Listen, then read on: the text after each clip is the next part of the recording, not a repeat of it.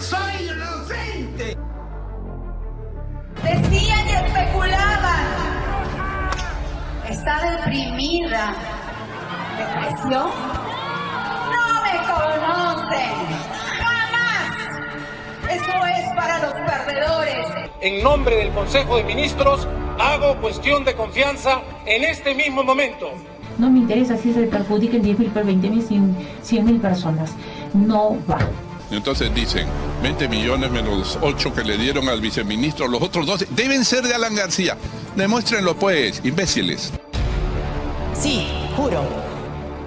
Ya, ¿qué es lo que quieren? ¿Que le bajen la pena o que lo declaren inocente? ¿Por qué se demora tanto? Ya votamos, pues ya. ¿Por qué ya no presentó ahorita, digamos, el cierre del Congreso? ¿Por qué demora tanto? ¿Que le tiemblan las piernas? Tú dices, los últimos gobiernos han sido de derecha y han fracasado. ¿Qué gobierno de izquierda, recuerdas tú, ha sido exitoso? Para poner un ejemplo. No ha habido. Las discusiones políticas captan verticalmente sin dudas informaciones. Deben tener en cuenta que yo los designé a ellos a dedo. Nunca reclames nada, para que no crean que mi deber tuvo precio.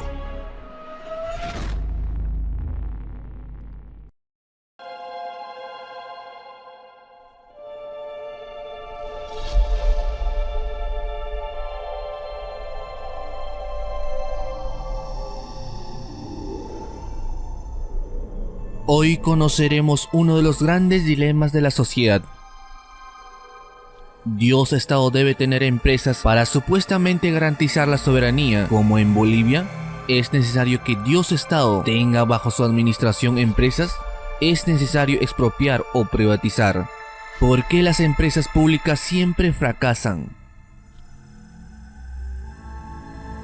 La mala administración de las empresas estatales y el déficit en los suministros de servicios impulsaron a la mayoría de los países en Latinoamérica a emprender procesos de privatizaciones. En Latinoamérica hay dos casos emblemáticos de expropiaciones. El primero ocurrió en el gobierno de Juan Velasco Alvarado. Destruyeron a la empresa privada con base en la política de expropiación, apoyándose en eventos inconstitucionales y sin efectuar el pago justo de la propiedad usurpada. Este sistema fue apoyado por la mayoría de la población. Las propiedades agrícolas expropiadas o confiscadas pasaron a mano de los trabajadores que, al no estar preparados ni técnica ni administrativamente para manejarlos adecuadamente, su productividad decreció a niveles inaceptables que no les permitió crear riquezas a pesar de los subsidios recibidos. Hoy la agricultura peruana representa alrededor del 7.5% del PBI. Sus exportaciones llegan a más de 7.000 millones de dólares. Este mismo procedimiento de expropiaciones y subsidios se realizó con importantes actividades de minería, petróleo, pesca, comunicaciones, telefonía, prensa, TV, televisión, industrias de comercio exterior y turismo, entre otras. La primera expropiación ocurrió el 9 de octubre de 1968. Velasco realizó su primera expropiación. Se basaba en un acto nacionalista y toma de los yacimientos petrolíferos de La Brea y Pirañas. Además ordenó la expulsión de la transnacional Petroleum Company. El gobierno revolucionario, después de declarar la nulidad de la indigna Acta de Talara y el lesivo contrato celebrado por el régimen que la Fuerza Armada ha depuesto, acababa de promulgar un decreto de ley que ordena la inmediata expropiación de todo el complejo industrial de La Brea y Pirañas, dijo Velasco Alvarado el 9 de octubre. Reforma agraria por el que sería recordado. La revolución, en palabras de esa época, el 24 de junio de 1969, anuncia la reforma agraria. El gobierno revolucionario de las Fuerzas Armadas expropia 2 millones de hectáreas y crea cooperativas agropecuarias para su administración. A partir de este 24 de junio, el campesino del Perú será en verdad un ciudadano libre, a quienes la patria al fin le reconoce el derecho a los frutos de la tierra que trabaja y un lugar de justicia dentro de la ciudad. Al hombre de la tierra podemos decir en alta voz y total libertad como Túpac Amaru: campesino, el patrono comerá más de su pobreza, dijo el general Velasco. El segundo caso ocurrió en el gobierno de Hugo Chávez.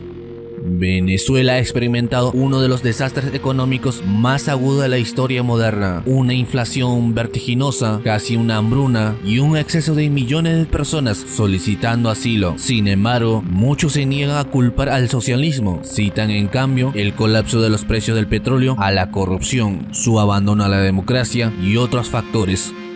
Venezuela ha estado expropiando mucho antes que Hugo Chávez llegara al poder, y una vez que este llegara al poder, uno de sus lemas era: todo lo que fue privatizado, que sea nacionalizado.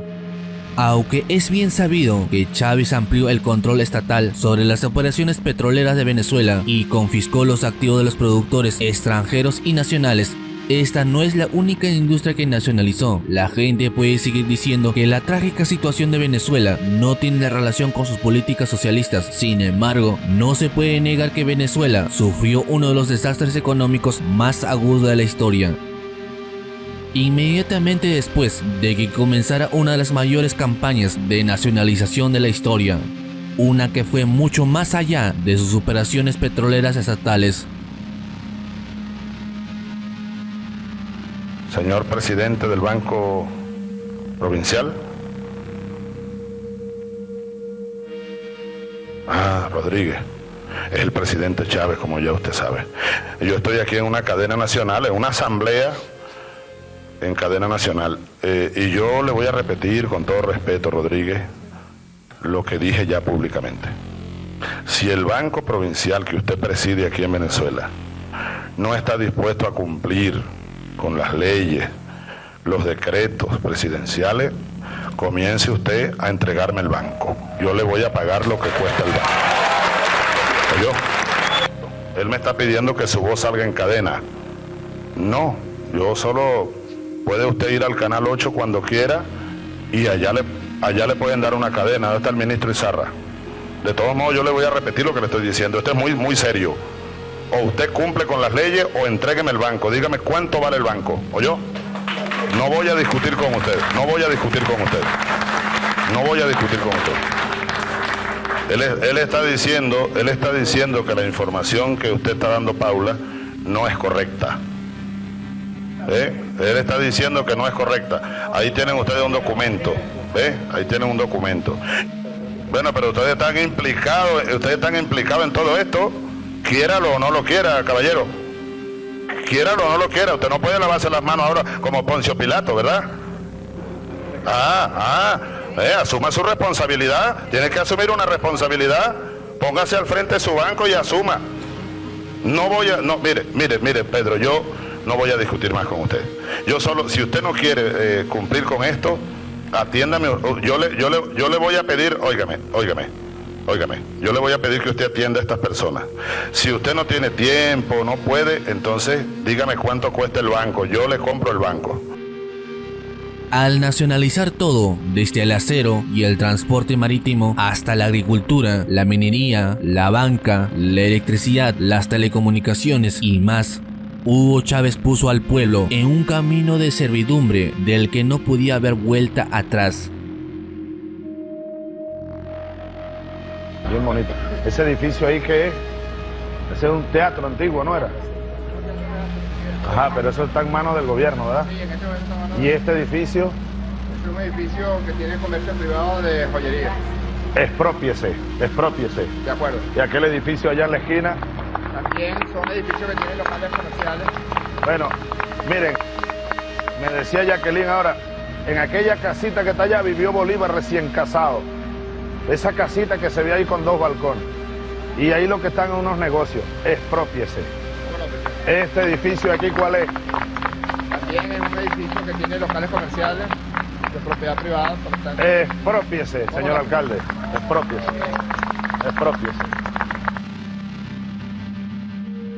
Las organizaciones en general y las empresas en particular son constituidas para enfrentar situaciones o realizar los sueños de sus fundadores.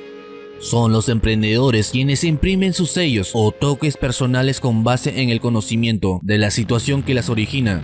Son quienes las ponen en marcha, las mantienen en funcionamiento con refuerzos y los apoyos directivos, y trabajadores quienes estructuran redes humanas decantadas en el tiempo con responsabilidad técnica y social. Pero en el caso de una organización estatal, nunca hay consecuencias, y si las hay, los que terminan pagando esas consecuencias es la población. Y usted se preguntará qué ocurre. Cuando los negocios crecen, muchas veces los clientes vienen por novedad, por referencia o costumbre, pero nada es estático, nada se mantiene, cambia la necesidad de las personas y de las empresas. Por tanto, el emprendedor debe volcarse hacia su mercado y estar atento a las oportunidades que pasen.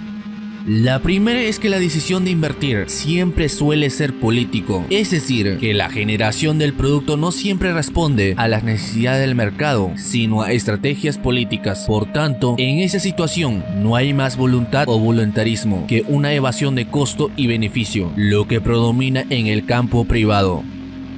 En segundo lugar, la asignación de recursos no pasa por filtros competitivos. Las empresas estatales no tienen financiamiento sobre la base de un proyecto. Cuando no lo tienen garantizado, lo tiene garantizado por garantía estatal. El acceso a esa fuente de financiamiento permite a las empresas estatales evadir la evaluación técnica y garantías. Ahora surgen opciones que el Estado debe elegir para invertir, y esta tarea corresponde a las instancias de planificación del gobierno central o el gobierno regional. En este punto, para muchos debe ser obvio que Dios Estado siempre fracasará. E incluso en el caso peruano, ese grupo de peruanos considera que los grupos políticos de izquierda desean cambiar una constitución para los políticos y los supuestos partidos políticos de la derecha para los empresarios corporativistas afines del partido político. Es decir, el modelo económico también puede influir en el éxito o fracaso de las empresas públicas. Probablemente se preguntará, ¿esto por qué pasa? La mayoría de los países latinoamericanos tiene un modelo económico de socialdemocracia, es decir, socialismo pero con democracia. Esto quiere decir que en la práctica, Dios Estado a través de los políticos regula la economía. Esto siendo muy propenso a los lobbies, es decir, es muy propenso a crear leyes a los intereses de ciertos grupos empresariales. De esta manera, también se termina favoreciendo a través de leyes a empresas públicas sin que éstas tengan que esforzarse o innovar. De manera que tenemos dos factores que favorecen al fracaso de las empresas públicas. Por una parte, los políticos que terminan nombrando a los presidentes o gerentes de las empresas, las leyes que no motivan a ser competitivos o esforzarse por la innovación. Ahora bien, algunos sabrán que en el mundo existen empresas tan grandes como las privadas. Por lo general, cuando hablamos de las empresas más grandes o rentables del mundo, en términos de su capitalización de mercado o total de ingresos anuales, casi siempre pensamos en esas gigantes multinacionales que facturan miles y millones de dólares a nivel global y cuyo valor en bolsa supera al PIB de muchos países, las cuales funcionan con altos estándares de eficiencia, productividad e innovación por el solo hecho de que son corporaciones privadas que aprovechan todas las ventajas del capitalismo y la globalización del siglo XXI. Ni qué decir de la omnipresencia de las firmas tecnológicas que siempre acaparan la atención por su impacto en la vida. Sin embargo, esta situación no siempre es cierta y el sector privado no es el único que aporta a la lista de empresas más grandes a nivel mundial. Aunque sean pocas, también podemos encontrar compañías públicas de capital mayoritariamente estatal que tiene un peso importante en sus mercados de origen o operan prácticamente como si fueran corporaciones privadas. De acuerdo al informe Forbes Global 2000, podemos encontrar que cada 9 de 10 empresas públicas en la lista completa se encuentra en Estados Unidos y China, las cuales son países con mayor número de compañías de dicho subelecto. Por lo tanto, se observa que los sectores donde tiene mayor presencia son energía, banca, telecomunicaciones, automotriz y comunicaciones. Un estudio de economistas del Fondo Monetario Internacional (FMI) llegó a la siguiente conclusión. Las empresas estatales son en promedio un tercio menos productivas que las privadas. Ese desempeño decepcionante se debe en parte a la mala gobernabilidad, a la productividad de esas empresas en países que parecen tener menos corrupción y más de 3 veces mayor que las veces de casos de corrupción elevadas. Resalta que la relación entre los gobiernos y las empresas estatales no siempre es sencilla. Los gobiernos crean empresas con objetivos o mandatos concretos como el suministro de agua y electricidad y rutas de transporte que no serían rentables para el sector privado, pero esos mandatos muchas veces no están respaldados por un financiamiento eficiente y eso acarrea con eficiencias para la vida de la gente. Las empresas estatales no cumplen su cometido cabalmente en muchos países en desarrollo, donde más de 2.000 millones de personas aún no tienen acceso al agua potable y más de 800 millones carecen de un suministro fiable de electricidad. Algunos por este motivo sostienen que los gobiernos deberían evaluar periódicamente si una empresa sigue siendo necesaria o da buen uso de dinero de los contribuyentes. Alemania, por ejemplo, lo hace cada 2 años. Es más difícil de justificar la existencia de una compañía empresa estatal en sectores competitivos como la manufactura, ya que las privadas suelen suministrar bienes y servicios con más eficiencia. Es decir, bajo esa lógica, los gobiernos deberían crear incentivos adecuados para los gerentes para que hagan bien su trabajo, pero se les olvida decir que esos gerentes no tienen libertad de tomar decisiones. En Perú, algunos estudios demuestran que la privatización de la electricidad ha sido un beneficio para los campesinos y los trabajadores pobres del campo. Esto se ha podido establecer comparando en las zonas que se privatizó la distribución de la electricidad con aquella en las que se mantiene la provisión estatal, según los estudios de Máximo Torreo, Eduardo Canazone y Lorena Alcázar, 2006. La mejora sustantiva en la calidad de servicios se registra en las zonas privadas, repercutió en el manejo del tiempo en los usuarios. La privatización de los teléfonos en Perú también generó beneficios importantes para los pobres del campo. El gobierno exigió a las empresas privadas Telefónica del Perú que instalara cabinas públicas en algunos pueblos seleccionados aleatoriamente. Claro que estamos hablando de privatizaciones mercantilistas, es decir, se entregó un mercado de monopolio a un privado. Que hoy el pueblo razona más fríamente que antes. Ya el pueblo no se emociona con los trasnochados discursos del falso socialismo. Muchas empresas han sido recibidas con cifras negativas espantosas. Cider Perú con 50 millones de dólares, Petromar con 22 millones, Enapu Perú con 20 millones, Petro Perú con 554 millones, Electro Perú con 143 millones, Electro Lima con 57 millones, Sedapal con 67 millones, Ecasa con 15 millones, Pesca Perú con 43 millones, y Hierro Perú con 46 millones, Corpa con 68 millones de dólares, y así, todo en dólares, muchas otras más que daban una pérdida total a esa fecha de 2.150 millones de dólares. Se compraban equipos y repuestos para una planta pagándose el doble o el triple del valor real. Vi que se hacía necesario un proceso de privatización. Las empresas públicas necesitaban de fuertes inversiones para salir a flote, con eficiencia, sin pérdidas y generando empleo. Así que poco a poco fuimos dando forma al proceso de privatización. Evité cualquier tipo de apresuramiento porque en pleno apogeo terrorista y en medio del caos político, económico y social post-García, hubiéramos tenido que rematar las empresas. Nadie iba a pagar el precio justo por una empresa que operaba entre el terror y el caos generalizado. Lo primero fue demostrarle al mundo que Fujimori, el nuevo presidente del Perú, sí podía liderar una verdadera estrategia antiterrorista y de saneamiento económico. Hoy, una década después, el tiempo me sigue dando la razón. En 1989, nadie daba un cobre por Hierro Perú. Sin embargo, se vendió en 120 millones de dólares. Caso similar, el de Cementos Lima. El 49% de las acciones del Estado en Cementos Lima se vendieron en 103 millones de dólares. Cider Perú fue vendida en 150 millones aproximadamente y la refinería de La Oroya en 180 millones de dólares.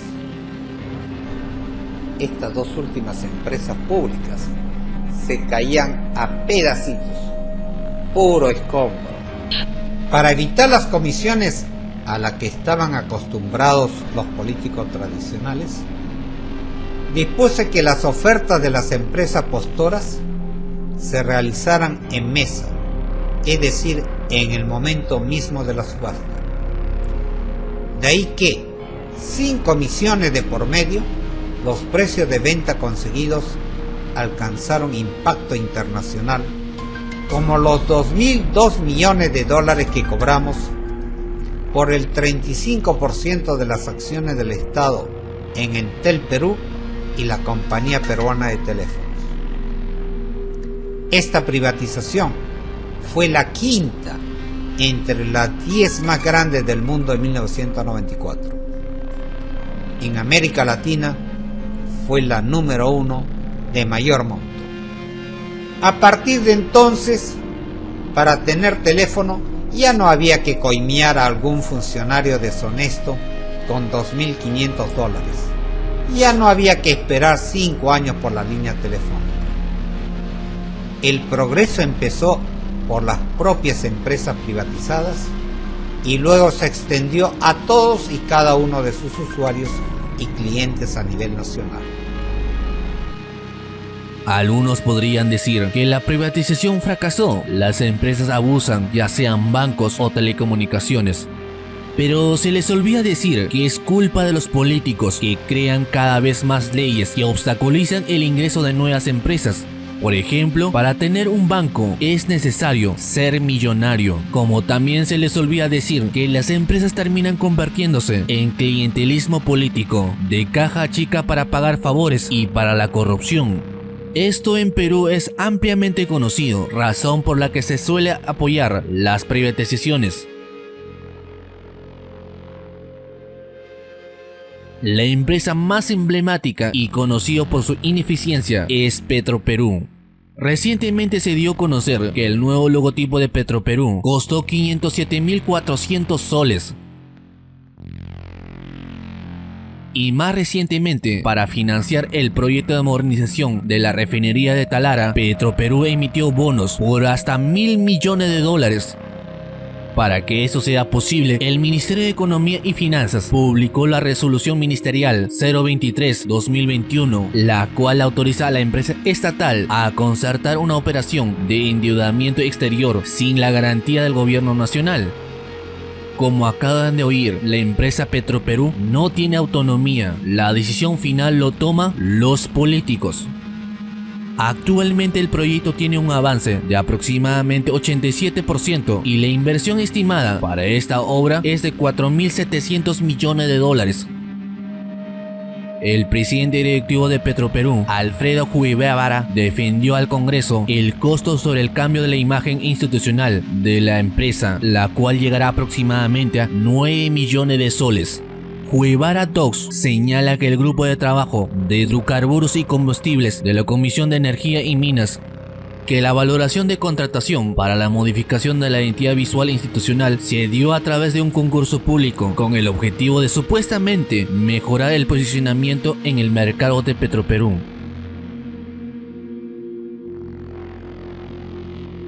Otra de las empresas más ineficientes es Sedapal.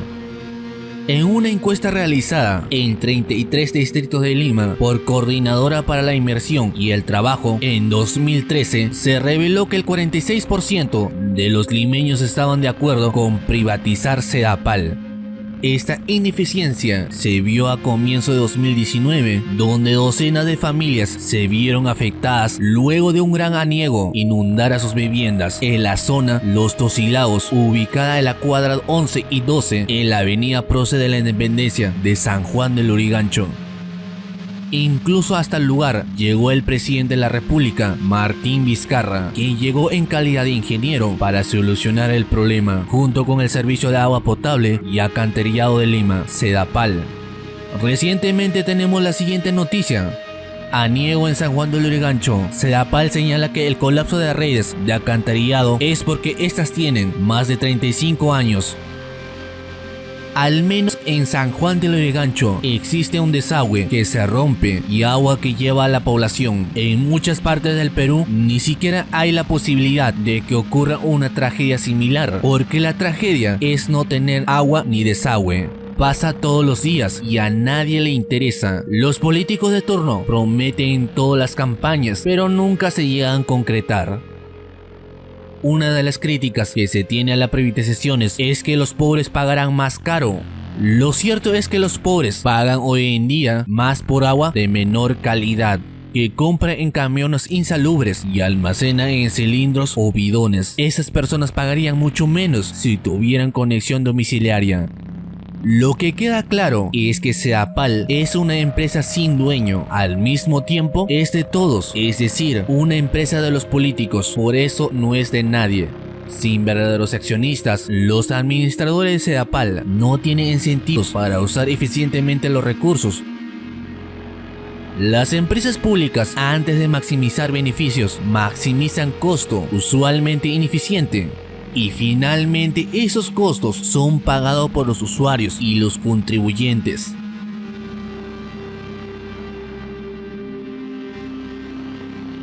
Según el partido político de Evolución, en Perú hay 87 empresas estatales. Pero si vamos a la página de FONAFE, el Fondo Nacional de Financiamiento de la Actividad Empresarial del Estado, FONAFE, es una empresa de derecho público adscrita al Ministerio de Economía y Finanzas. Sus principales objetivos son normar y dirigir la actividad empresarial del Estado, aprobar el presupuesto consolidado de las empresas, administrar la renta producida por la inversión de las empresas de la corporación. Tiene bajo su hábito 35 empresas públicas y una entidad por encargo, perteneciente a los rubros electricidad, finanzas, saneamiento, hidrocarburos y remediación, transporte e infraestructura, servicios y producción, salud, defensa y otros.